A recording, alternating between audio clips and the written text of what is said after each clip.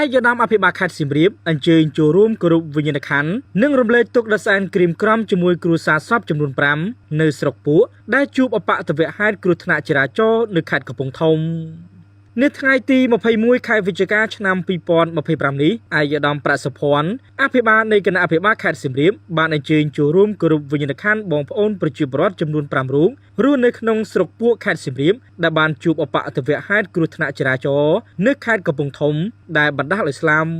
ឯកឧត្តមអភិបាលខេត្តពិតជាមានការសោកស្ដាយនិងសោកសង្រេងយ៉ាងខ្លាំងបន្ទាប់ពីទទួលបានដំណឹងដ៏រន្ធត់តក់ស្លុតនេះដែលបងប្អូនបានជួបអបអតវហេតុនៅគ្រោះថ្នាក់ចរាចរណ៍នៅខេត្តកំពង់ធំកាលពីយប់កន្លងទៅនេះឯកឧត្តមសូមចូលរួមរំលែកទុក្ខដ៏សែនក្រៀមក្រំនេះជាមួយនឹងក្រុមគ្រួសារសពនិងសូមឲ្យវិញ្ញាណក្ខន្ធរបស់បងប្អូនបានទៅកាន់សុគតិភពកុំបីឃ្លៀងឃ្លាតឡើយ